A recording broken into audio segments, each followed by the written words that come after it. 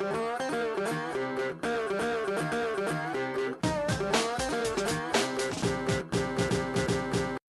you thought about becoming financially free through real estate investing, but don't have the time or knowledge to get started? Welcome to the Real Estate Cowboys podcast. Each week, we discuss passive income investment opportunities in the red-hot Texas market. John Larson and the Real Estate Cowboys will show you how to leverage their team to build wealth in real estate through passive investment opportunities. And now, here's John. Hello, my Real Estate Cowboys. This is John Larson, your host.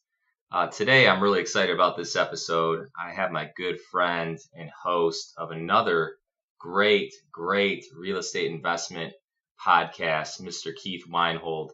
Keith and I have spent a lot of time together in a lot of different markets that I personally invest in Dallas, Texas, in St. Louis, Missouri, and also in Placencia, Belize. And so Keith comes with a wealth of knowledge. Just like me, real estate investor, really believes in generating passive income through real estate investments. So in this upcoming interview, there's a ton of great information. We actually ran over on the interview. We got about 45 minutes of great content that I'm super excited to share with the Real Estate Cowboys community. And so Keith Weinhold has almost 2 decades of experience in active income property investing. He owns apartments in his home state of Alaska, single-family homes here in Texas, and a coffee farm in Panama. Keith is an international best-selling author, writer for Forbes and the Rich Dad Advisors. He is also a member of the Forbes Real Estate Council. Keith is most known for his popular real estate investing podcast, Get Rich Education. Real Estate Cowboys community, welcome to the show, my good friend, Mr. Keith Weinhold. John, thanks so much for having me here. So I've been on your show a few different times. Thank you for joining me on the Real Estate Cowboys show. I think we're going to get some good content going here. It's great to be a cowboy for an hour or so anyway. So Keith, let's get right into it. How did you get started in real estate investing and what drew you to it?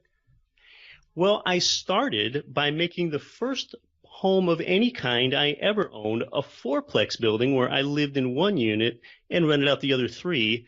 And I just did that with an FHA loan, and you can get that with just a 3.5% down payment and a low credit score. It's a very actionable way for your audience to get started with a bang today. But backing up a little bit from that, I grew up in upstate Pennsylvania, Appalachia, to 2 great loving parents, but we just happened to be lower middle class. I mean, my mom was clipping 10-cent Cheerios coupons out.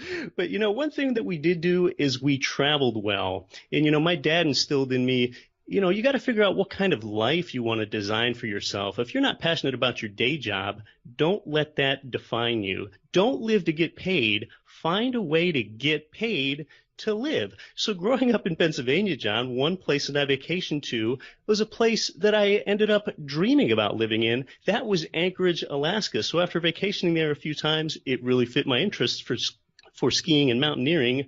So I moved to Anchorage, Alaska, which is where I still live. And John, I think I spend about 3% of my adult life explaining to people why I choose to live in Anchorage, Alaska, but it really fits my interests. And John, shortly after moving to Anchorage, I fell in with what I would call an aspirational crowd, an aspirational group of friends. So, if you want to change yourself, the fastest way to change yourself is change your group, change your peers, change the people that you're around. I knew that they had each bought fourplex buildings this way with very little down. And see, that's what gave it a familiar frame of reference for me so that it was not so scary in buying that first fourplex. Yeah, that makes sense. Okay, what would you say, why is today a great time to be a real estate investor?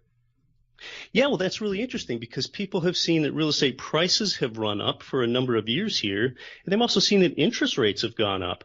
Well, today is a great time to be a real estate investor because, look, historically, mortgage interest rates are still near historic lows. They were 18% in the early 80s. They hung around 12%, 10%, 8% for years after that. And interest rates are still historically low. You can tie up this long-term fixed interest rate debt for 30 years. You cannot even do that in most countries in the world. So, if you think that interest rates are going to continue to rise, and I believe that they are, well, if you think interest rates are going to be, say, 7% in 4 years, you're going to look back on today as a great opportunity to get in. Another reason is more millennials are entering prime renter age right now, and millennials are the largest generation. They're even larger than the baby boomers. And, another dynamic out there, John, is that college costs continue to rise even faster than inflation. Well, what in the heck does that have to do with real estate? Well, actually a lot, because we want to rent a place to a tenant. And high college costs, that means that more millennials than ever are saddled with student loan debt. So they have a hard time coming up with a housing down payment. Therefore, a greater proportion must rent. And that's really good for people like you and I that need renters.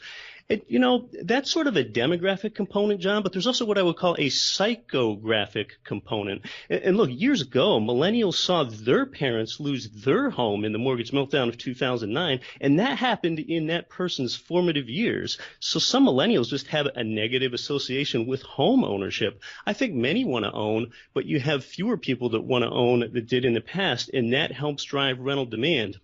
Another good reason it's a good time to be a real estate investor, and so many people overlook this, is just that the population overall of the United States continues to increase, and that just drives the economics 101 of supply versus demand. And that's very easy to take for granted if you were born and raised in the United States, but population losses in places like Japan and Greece and Spain, that creates excess housing capacity there. That doesn't happen here. It gets absorbed as long as you buy in a relatively vibrant economy. Yep, that makes absolute sense. And so what would you say to maybe some people listening to this podcast? You mentioned the rise in interest rates. What would you say to some of the people listening to this podcast that are sitting on the sidelines because they see the rates increasing? Now, to you and I, we don't really look at the rates as being high, right? Anything below 7 is still a very, very solid rate. But I see some investors who are maybe getting a little scared and sitting on the sidelines and saying, oh, well, interest rates are creeping up now. I can't get the money for as cheap as I could have 2 years ago. I think maybe I'm just going to sit this one out and wait for the rates to drop. What would you say to somebody that's got that type of mentality?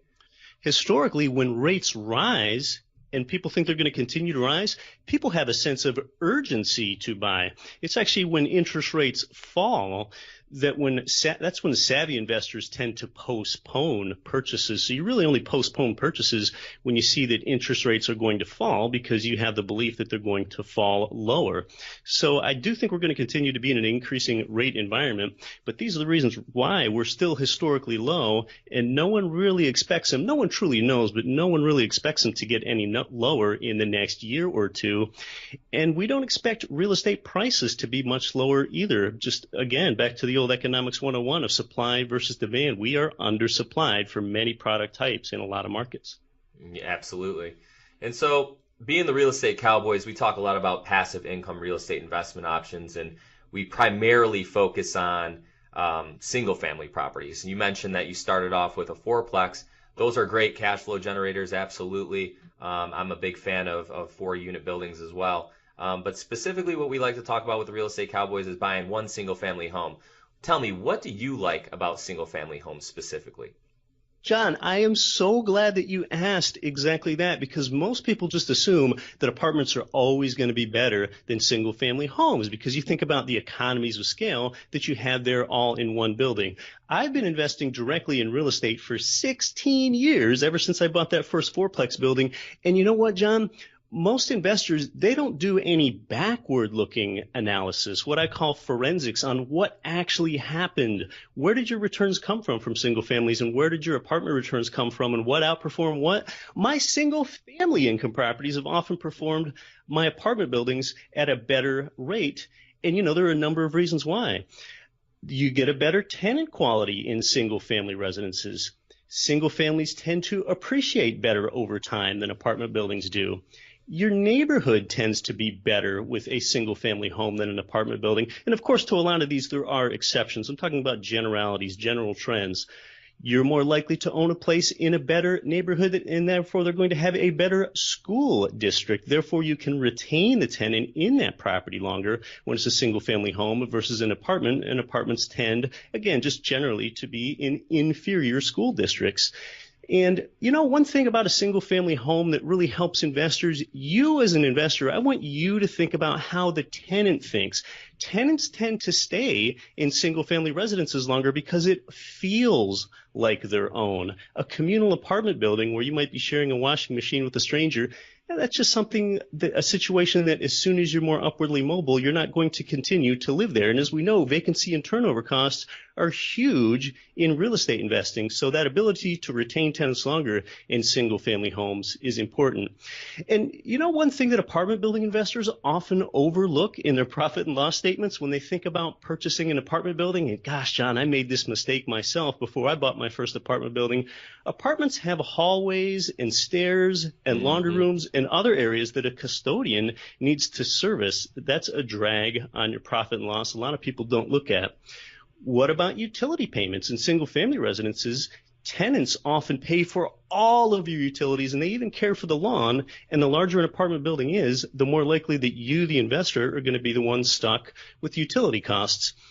And John, another thing I talk about sometimes, it's just something people never talk about, is what I call divisibility.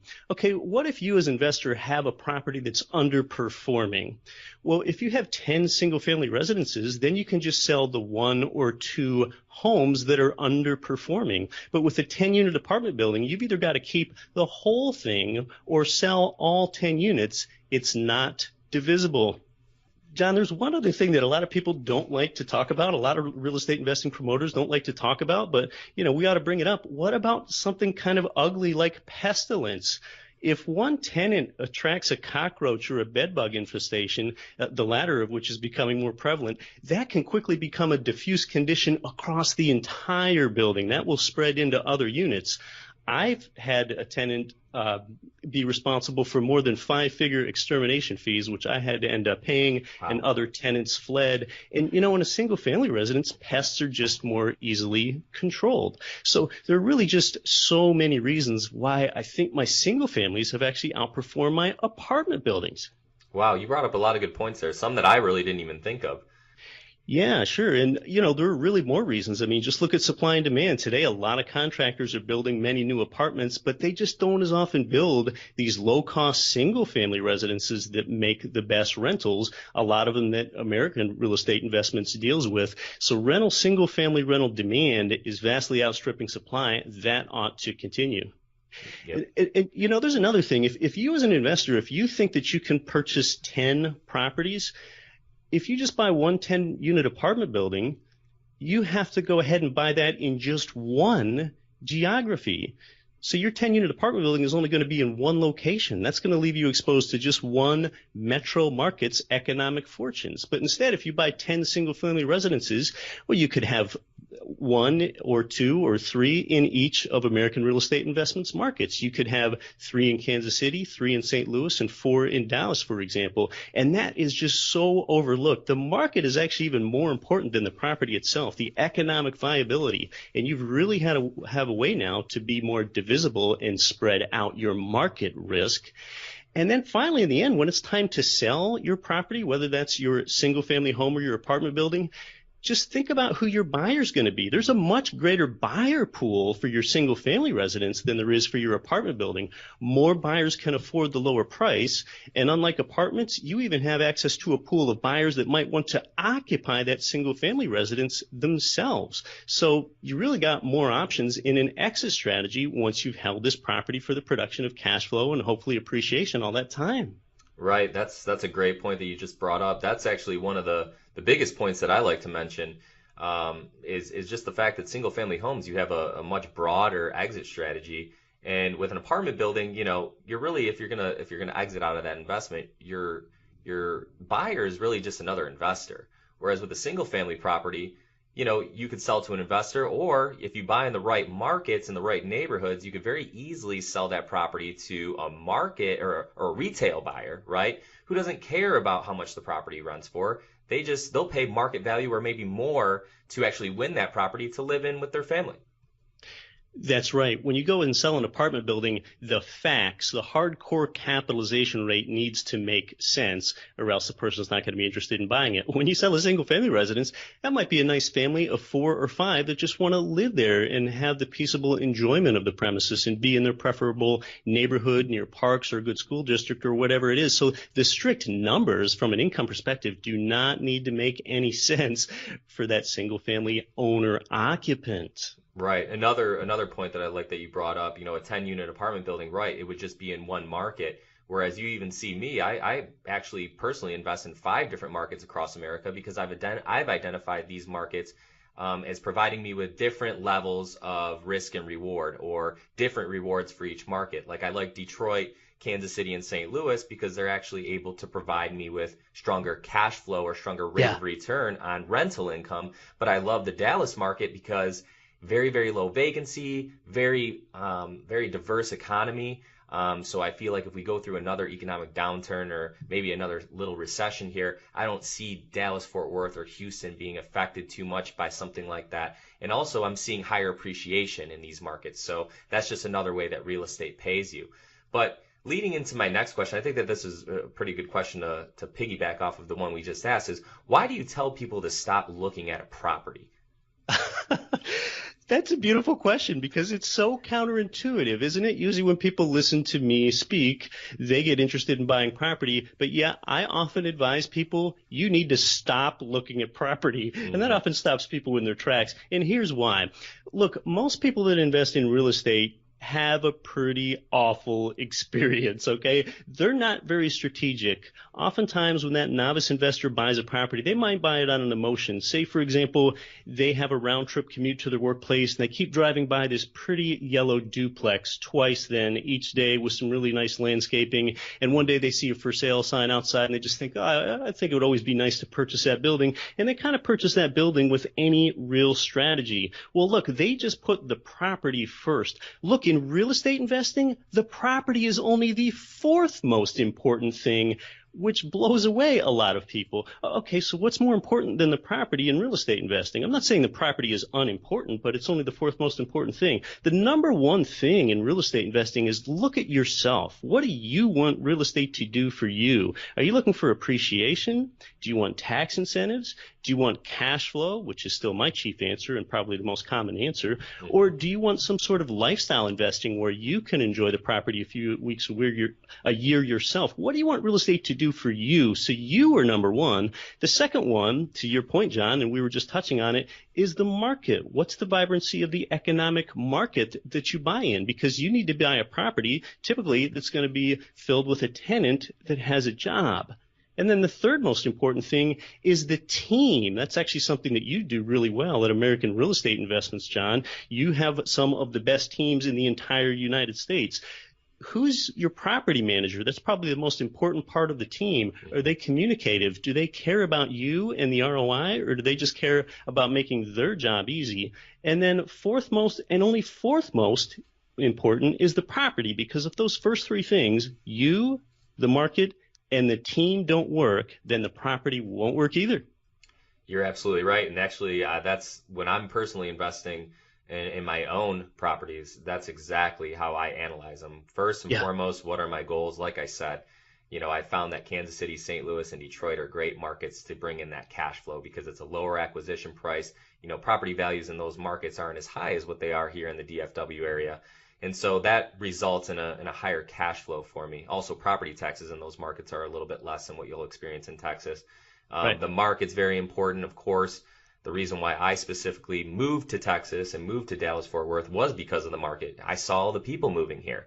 I saw the jobs moving here. And I thought to myself, wow, that looks like a great market. And then when I seen how low the property values were at the time when I moved into this market, it just made total sense. Now we've started to see some prices increase, of course, because of the demand that we have for inventory in this market.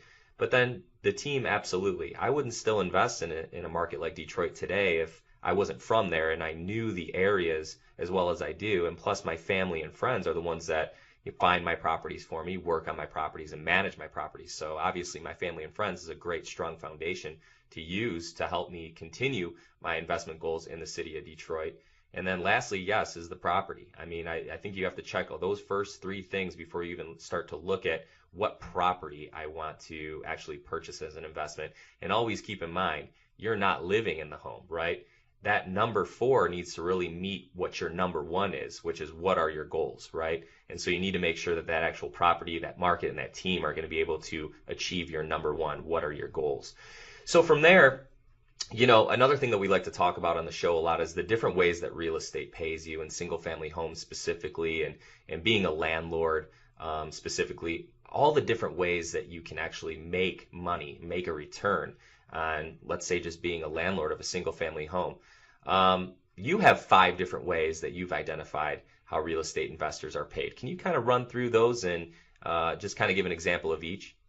Yeah, John, I am so beyond excited to talk about this because most people don't understand that real estate investors are typically paid 5 ways simultaneously. Even most real estate investors don't understand all the ways that they're paid. And in fact, most real estate investing educators can't even tell you that all the ways real estate investors are paid. So let's just kind of briefly explore this with a simple example, and we'll kind of add up your 5 rates of return. And there do get to be a few numbers flying around here, but this is really exciting. Like, this is why we do this. So you're about to learn how real estate investing has made more ordinary people wealthy than anything else. I think most people have heard that, but they don't know how, and you're going to hear how. So we'll just say you've carefully purchased, just for simplicity of numbers, a $100,000 rental single-family home. And I know that you do have some products in that price range.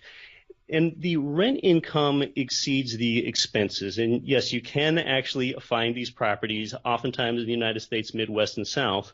Okay, so if you make a 20% down payment on that property, that leaves you with an $80,000 loan. And when you purchase it, the property is already tenanted. So the first way you're paid is through appreciation, not just appreciation, but leveraged appreciation. So we'll say in the first year of your purchase, your property appreciates from $100K up to $106K. That is just commensurate with real estate's historic appreciation rate of 6%. All right, now that does not sound very thrilling until you consider that your $6,000 gain is based on your down payment of just $20,000. Well, that's your ROI formula, 6K divided by 20K. That magic of leverage means that your return is already at 30% just from this first of 5 ways that you're paid. And now that gives some people pause when they first hear that. They're like, how did that happen? How did you just get a 30% return? That power of leverage means it's because you got a 6% return on both the 20K, your skin in the game that you put down as a down payment, and you got that 6% return on the 80K that you borrowed from the bank. That's called leverage. That's why you have a $6,000 gain divided by your down payment of just 20K to make 30%. And if you understand that, your leverage light bulb just turned on. The second way that you're paid is with cash flow, your rent income minus all of the monthly expenses, vacancy, insurance, maintenance, taxes, utilities, and management. And just say in this example, that leaves you with only $150 of residual income. Well, that's $1,800 annually divided by your 20K down payment. That's another 9% return. And by the way, this 9% return from cash flow, that's the portion known as the cash on cash return. So from the first 2 ways you're paid, we've already got 30 from leverage appreciation plus 9 from cash flow.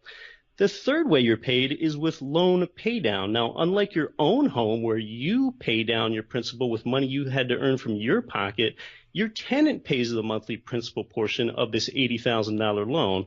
So if we just use a 5% interest rate on a 30-year fixed amortizing mortgage, that's $1,176 that the tenant pays down for you annually. Divide that by your 20K of skin in the game, and that means that's another return of 5% to you. The fourth of 5 ways you're paid are your tax benefits, and this gets pretty difficult to measure. We're talking about things like the mortgage interest deduction and something called depreciation, which you can typically use as a tax write-off against your rent income. That typically means that you don't even have to pay tax on all of your rent income. With something like a 1031 exchange, that's a bit more advanced, but that means you basically get to defer your capital gains tax over and over forever. That's about another 3% return from tax benefits, and I'm being pretty conservative there. And then the fifth of 5 ways is your inflation hedging benefit. And you know, this is the one, John, that even most advanced investors fail to consider. Look, just like you wouldn't keep $80,000 in the bank because inflation would erode the purchasing power on your lump of savings, well, look, if you borrow $80K, it erodes the weight of your mortgage debt balance just the same. So your $80K loan today has its drag diluted over time as more and more dollars circulate in an economy. So I'd rather pay back 80K in 20 years or 30 years than I would today. It just gets easier to pay back over time. So that's the last one. We're going to call that inflation hedging benefit, about another 2%, just with the approximate rate of inflation. If you add up your return, there you go, from all of those 5 ways that you're paid, your year one return from this income property is a whopping 49%. Yeah, that is amazing. And here's another example. There's one that I like to talk about. It's equity capture. So let me just give you an example of how this one worked out for this particular investor. Yeah. This is a gentleman. He lives in Denver, and Denver became a market that it just doesn't make sense for cash flowing properties anymore, right? If you want to buy good properties in decent neighborhoods, you're just not seeing a positive cash flow when you get a loan on these properties. So he looked to the DFW market for his next investments, and actually sold a couple of them in Denver. It was him and his parents that owned these 2 properties, and did a 1031 exchange, like you just explained. And they bought a property here in a gentrifying area of East Dallas. Well, my sales price on this home was $285,000, and I believe the property rented for $2,300 a month. The appraisal came back on this property, Keith, at $305,000. I could not even believe it. Nice. And, so my partners are looking at me saying, we undersold this property. But no, with a rental property, you need to make sure that the numbers make sense. And really, this deal only made sense at a $285,000 sales price. But how lucky did this guy get? A totally turnkey property, didn't even have to do any work to the home, just signed on the dotted line, got a loan from Graham Parham over at Highlands Mortgage. And next thing you know, here we go. We get an appraisal back for $20,000 more than his actual purchase price. Yeah, so that's a great example of what you could call instant equity, which could, in this case, be a 6th way that an investor is paid. But, of course, that's not really typical, so that's why I didn't bring it up in the 5 ways that one is paid. But, yeah, I mean, that is a potential 6th way. And, just to qualify the example of the 5 ways investors are paid, just note some limitations. We did not factor in your buyer mortgage loan closing costs, but oftentimes the seller can help you pay for those, and that increases your cash-on-cash return. And there are some risks. If you buy a property in a losing job market, or you hire the wrong property manager, your entire investment could go south. But with a projected 49% rate of return, which is incomprehensible to some people until it's broken down that way, even if 1/3 of things went wrong, you still have a 32 or 33% return in year one from this property. This is exactly why real estate has made more ordinary people wealthy than anything else. And John, when you understand all the ways that a real estate investor is paid and you add it up, this is important. This is keeping score. It's important to know how to keep score in investing, because otherwise some people think that they're out there winning at real estate when they're really losing, and some people are out there losing when they're really winning because they don't understand all these somewhat phantom ways that they're being paid. So now when you know how you're paid, you know what to buy, you know what to sell, you know when to sell, you know when to do a cash out refi, you know when to do an exchange. It's the importance of keeping score. Exactly. And I bought my first rental property when I was 25 years old. So I have a 30-year loan on that property as well. And, by the time that property is ready to be paid off with the tenant paying my principal and interest payment down, right? Yeah. By the time that property is ready to be paid off, I'm going to be only 55 years old and just looking at maybe starting retirement, right? And many of my other investors, and actually people that listen to your show, Get Rich Education, have come to me and invested with me. Many of them are young, in their early 30s. Imagine what the returns are going to be like on these properties that we only put 20% down on when we're ready to retire in 30 years. I mean, and we're just talking about our mid-50s and early 60s. I mean, at that point, these things, the returns are astronomical. So anybody listening to this show that's young, in your 20s, late 20s, early 30s, I'm telling you, start investing in real estate now while Fannie Mae's still giving out these 30-year low fixed interest rate loans. It just makes total sense. Yeah, it has rarely been better. If someone wanted to say it's better in a certain market 5 years ago, I would have believed it, but it's rarely been better. And yeah, when you understand all the ways that real estate investing pays you, it's sort of a game of compared to what? Well, if you're not going to put it in strategically purchased cash flowing real estate, then where else would you put it? Absolutely. All right, Keith, we're going to take a quick break, and then when we get back, I'm going to ask you just a couple more questions, which is just a ton of great information here for my audience, and I appreciate you being on. We're going to be back in just a second.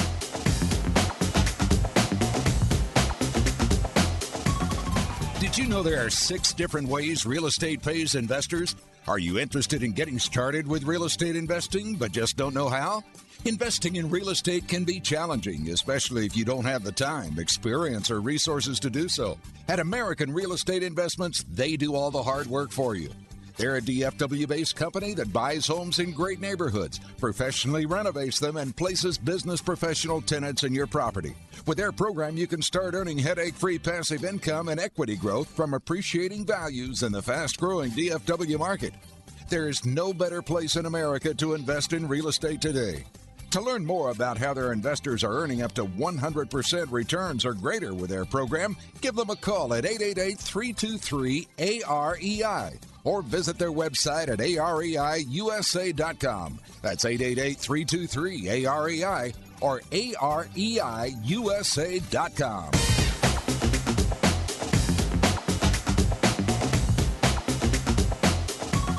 Okay, welcome back to the Real Estate Cowboys radio show. I got my good friend Keith Weinhold on the show with me. He is the host of Get Rich Education, and he comes with a wealth of knowledge.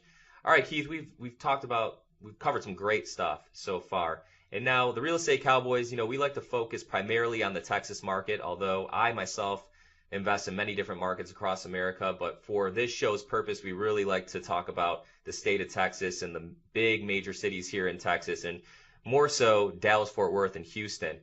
What do you personally like about the Texas market for real estate investment opportunities today? Well, I live far away from Texas, but I'm an interested investor there myself. I have bought there myself, and I've walked American Real Estate Investments properties with you. So why Texas of all places in the world? Well, almost incomprehensibly great business-friendly tax incentives are what is luring industries there, and that creates this growing population. And when you have a growing population, it's easier for you to get the rent increases because they're all attracted to that new business. Dallas-Fort Worth also, compared to a lot of other metros that me and my listeners invest in, you just have these really durable brick homes. You have substantial homes. And, versus coastal investing, in Dallas-Fort Worth, you just have a higher ratio of rent income to purchase price, a high ratio of a higher rent income to a lower purchase price, which is really a chief metric in what converts into profitability for an investor. And, in Dallas-Fort Worth specifically, not just Texas, but Dallas-Fort Worth, John, that economy is so diverse and it's so resilient that even in 2009, when we were in the worst housing crisis in generations, Dallas-Fort Worth did not feel a lot of pain. In fact, the United States Census Bureau, they classify about 400 MSAs, metropolitan statistical areas. And I'm often in a lot of these traveling to markets for investors. And you know what's specific to Dallas-Fort Worth? I think Dallas-Fort Worth is the most recession-resilient metro of all 400 in the United States for a lot of those reasons that I just described. So I'm a buyer and an investor there myself. Yeah, that's all great points. And one thing that I can say about Dallas-Fort Worth, and I've operated in a lot of different major metros here in the U.S., and so have my partners. We've actually operated in 12 different markets in the U.S., and I will tell you one thing about the Dallas market that has really shocked me since we've been investing here since 2012. I mean, there are areas of Dallas-Fort Worth that you want to talk about rent appreciation. Some of these areas have appreciated by 30% just on the amount that we can charge for rent in these areas. And I truly believe it's because of how great the economy is here, and wages keep increasing year over year, and the demand for property is causing not only increases in pricing on the value side, right, but also with the rental income that you can charge for these homes. And I know plenty of landlords here that have owned a rental portfolio for going on a decade or more in the DFW area. And I look at some of their portfolios and I'm like, wow, why are you only charging $1,200 for rent in this neighborhood? I'm charging $1,550 and getting it. And so some of these landlords don't even realize that, they're leaving money on the table. And it's probably because they're managing themselves, or they're using a third-party property management company that just doesn't have the investor's interest at heart, right? They're just trying to keep that tenant in that property and not trying to cause any friction by, increasing rents on them, but rents have been increasing rapidly. And even with our current portfolio and our investors' portfolio, each year we ask for at least a $50 increase year over year. And when the tenant goes to sign a 2-year lease, we ask for an escalator in year 2 as well. So in most cases, my investors are seeing a $100 return over 2 years, or a $100 increase on rental income over 2 years. So that's another reason why I just really love the Dallas-Fort Worth market. And I just feel like there's no really end in sight as far as I'm concerned. I just keep seeing it getting stronger and stronger. John, you know what's really interesting about rent increases is that most investors underestimate the power of that. But just to use a very simple example, let's just say a property has a rent income of $1,000. That's the gross rent amount for the investor. Mm-hmm. And just say you get a 3%. You mentioned about a $50 increase, but let's just say in this case you only got a 3% increase or a $30 increase on that $1,000 rent income. But look, from that $1,000 rent income, your cash flow before the rent increase was $200. Your cash flow just went from $200 up to $230. Well, that 3% rent increase to the tenant, which they will usually be okay with, that is a 15% rent increase on your cash flow. Your cash flow went from $200 up to $230. If you extrapolate that effect across your entire portfolio, your cash flow, the money you feel in your pocket every month, just went up 15%, even though you only made a 3% rent increase. Yep, there's so much power in that. And, it goes back to analyzing markets, right? I don't really see rent increases in the Detroit area or the Kansas City area or the St. Louis area. I'm more so focused on a low B to mid B type of property. So you're really in a true entry level middle class to middle class type of neighborhood where, those markets don't have as diverse of an economy as a DFW does. They're not experiencing the type of population growth that a DFW is experiencing. So rents in those neighborhoods tend to stay stagnant. Like you just said, you might be able to get a 3% increase, but that's probably the best you're going to get in those type of areas. But when you're looking at your number 2 and the 4 most important things to look at in a real estate investment, the market, you look to a market like a Dallas-Fort Worth or some of these other growing markets across America, you can get these $50 to maybe $100 increases year over year, and eventually they're going to plateau, right? There's certain neighborhoods in the major metros where, you can't increase the rent too much or you're just going to price yourself out. But what I've seen from 2012 in this market till today, just 6 years, like I said, I'm seeing close to 30% or sometimes slightly even more than that rent increase from 2012 to today. So there's not many markets in America that can provide that type of increase, and Dallas-Fort Worth is one of them. So now let's talk a little bit about, we discuss a lot about diversifying over different property classes, diversifying into different markets, but what is your opinion about diversifying outside of the U.S.? I know that you invest in Panama currently. I took you down to Belize a few months ago. Just tell me a little bit about what your impression is and what your outlook is and what your advice would be to anybody listening to this show about diversifying outside of the U.S. And then maybe kind of touch a little bit on Belize and why you like Belize as a good investment opportunity. Yeah, I do invest internationally. So, I would challenge the listener here to not be constrained by not only state borders, but international borders. So one thing I invest in, and this is going to sound really exotic to people, but remember, we don't want to do what's usual in life and in our investing life. We want to do what's unusual. What is usual? Well, most people are kind of overworked and underpaid and overweight, and maybe they don't have their relationships the way they want them. So you always want to, do things that are a bit outside the box. That's what successful people do. One thing I own are coffee farm parcels in Panama. They can be bought for under $20,000 each for a half-acre parcel, land that's titled to you, turnkey managed with a provider that I trust. And, think about what humans need. Humans need a place to live. That's why I primarily invest in residential real estate, but they also need to eat food. This is agricultural investing that we're talking about. The world adds 200,000 people every day, and they all need to eat and they all need to sleep somewhere as well. So invest in things that are going to have sustainable demand. Technology changes a lot of things, but it won't be anytime soon that people need to live somewhere and eat somewhere. And, you bring up Belize, John. In Placencia, Belize, where we went a few months ago, where you have an opportunity to invest in resort property. So again, it's residential. You get to diversify into something that's something you might actually enjoy using yourself for a few months a year with these resort developments in Placencia, Belize. I invest in Belize myself personally. And why Belize of all places? Well, a lot of people don't realize Belize is only a 2-hour flight from Miami or Houston, or about 2.5 hours from Dallas. So it is one of the closest exotic tropical destinations you can go to. I mean, just compare that to how far away Hawaii is. Even though it's part of the United States, Hawaii is just not accessible to very many people. Belize is a stable country. You have government officials there supportive of development. The Belizean currency is pegged to the U.S. dollar 2-to-1. It's always just a 2-to-1 exchange rate, so it doesn't float, and you don't have the currency risk that you do in some other countries.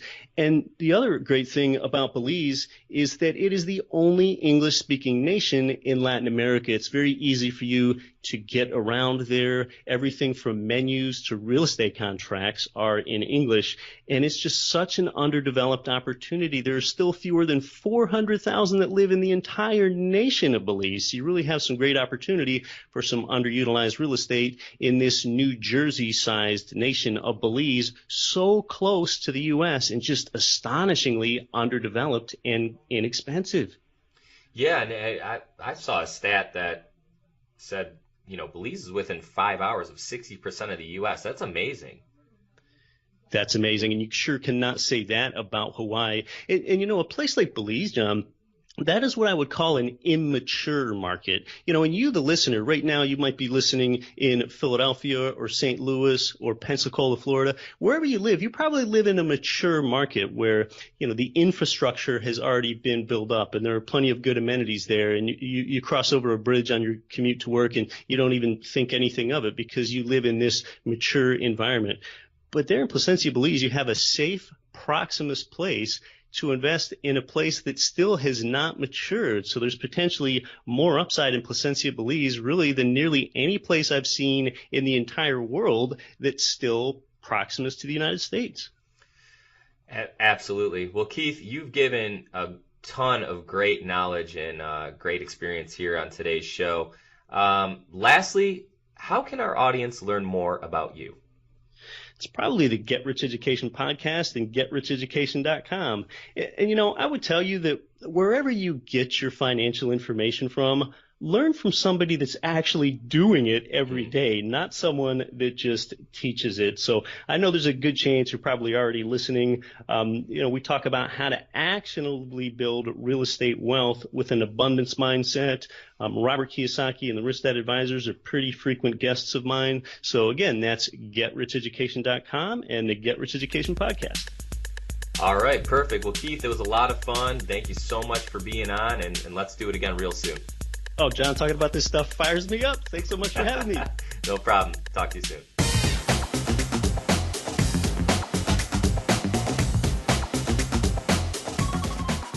Looking to complete a 1031 tax-deferred exchange and are needing financing for your replacement properties? Let Graham Parham at Highlands Residential Mortgage guide you through the process and make your 1031 exchange go smoothly and on time. As a seasoned investor, Graham owns several investment properties himself, and he can share with you the best way to plan your exchange. Graduate into a better property or properties and make use of leverage to obtain better cash flow and higher returns on investment. Highlands Residential Mortgage has one of the best in-house loan processes to deliver your loan on time and without any surprises. We are 1031 exchange friendly. Call Graham's toll-free direct number today at 855-326-6802 for your free mortgage consultation, or visit us online at texasinvestorloans.com. Highlands is an equal opportunity lender, NMLS 195724, located 1201 North Central Expressway, Dallas, Texas 75234. Highlands Residential Mortgage, NMLS 134871, is not a financial advisor.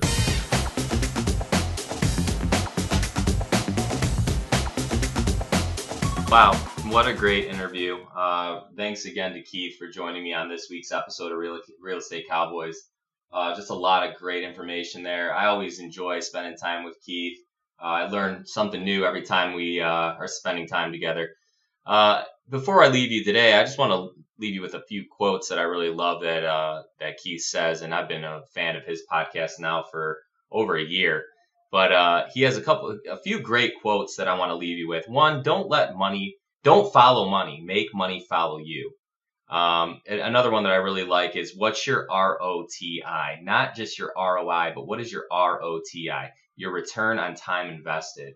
And I think that that's a great quote when you are talking about what we do here at the Real Estate Cowboys. And that's pretty much the message that I want to get through to my listeners as well.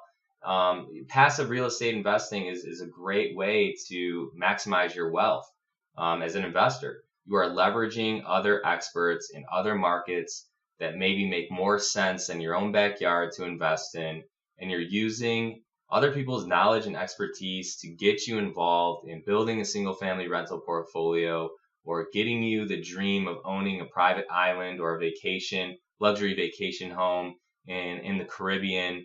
Or, if you're someone that's looking for very, very low risk, you get the opportunity to become a lender for some of these real estate investors or developers and just piggyback on their project by being the bank and earning a fixed rate of return on your money. There's so many options out there. And so Keith, he's a firm believer in a lot of the stuff that we do as well. But I love that. ROTI, what is your return on time invested? And if you choose the right team, then you're not going to have very much time invested. You're just going to be reaping the benefits of being a real estate investor. And so that's what this show is all about. Thank you all for tuning into this show, and please subscribe to the Real Estate Podcast on iTunes so you can receive updates each week when a new show is available. I believe every new show is available on Sunday each week. And so another thing I want to leave you with, if you are interested in getting started in any passive income real estate investment opportunities, please feel free to go to the Real Estate Cowboys DFW.com, put in your information. You will be able to gain access to weekly inventory updates on exclusive passive income opportunities in the best real estate markets in America. Single-family residential development opportunities in Dallas and Houston, the two strongest markets in America, 4 new single-family residential buildings. I'm talking about single-family rental properties in the DFW and Houston markets, also in St. Louis and Kansas City, which are great markets for cash flow. We also have some great opportunities in the Caribbean, in Belize, specifically southern Belize, where you could be the owner of a private island or a luxury vacation home for a fraction of the cost, which that's what lifestyle investing is all about. And so please go to realestateCowboysDFW.com. A lot of great stuff there. You'll also be able to download our Passive Income Starter Kit. You'll be able to take a quiz called the Passive Investor Quiz. Find out what type of investor you are. Are you a private money investor? Are you a single-family rental investor? Are you a vacation lifestyle investor? Maybe you're all three. Take that quiz and find out. And so, like I said, go to realestateCowboysDFW.com. And until next time, this is John Larson signing off. See you later, Real Estate Cowboys. All opinions expressed by the hosts of the show are the opinions of American Real Estate Investments, LLC, and do not reflect the opinions of guests or sponsors. No personal or professional advice heard on this program should be considered an endorsement to follow a real estate financing or investment strategy. Before acting on any information, seek advice from your financial, tax, mortgage, or real estate advisor, as the information is not guaranteed and investment strategies have the potential for profit or loss.